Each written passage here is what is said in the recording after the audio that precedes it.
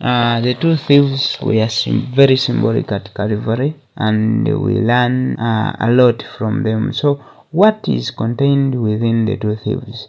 Remember, is the Alpha and the Omega. We can only look at death and get to know what lied behind. Death was used to explain the things that happened in Genesis chapter 3. So the two thieves, remember, during the condemnation, we had the two thieves. We had a good thief. A good thief is he who admitted guilt, and that was Adam. And a bad thief was symbolic to bring out the other aspect of man, the other aspect of Eve, who instead projected her crimes to the serpent, and she qualified to be the bad thief. A good thief admits guilt, and a bad thief fails to admit guilt. So they brought these two thieves, and they were crucified together with Jesus. In Genesis, we know that we had also the two thieves. Remember, they had taken what was forbidden. So Eve took the forbidden fruit and then gave to Adam.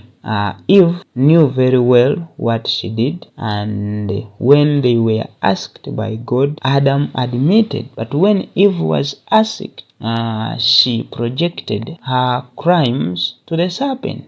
So she qualified to be the bad thief, and Adam qualified to be the good thief. And that's why we see at Calvary the element of these two thieves. And after the two thieves had been condemned in Genesis, remember, condemnation and sentencing was upon three parties, and also the serpent was condemned together with the two thieves, right from Genesis. In Genesis, the two thieves were condemned and the serpent. And at Calvary, in this image of Genesis, we see also another third party, and that was Jesus in the middle, in between the two thieves, to make the three sentences that happened in Genesis chapter 3. The condemnation came to the three parties, the two thieves and the serpent,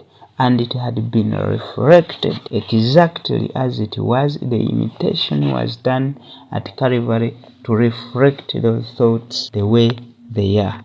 Then this comes to fulfill a written scripture that finally they will look unto the one whom they crucified. Hopefully you can see the two thieves and Jesus in between the two thieves.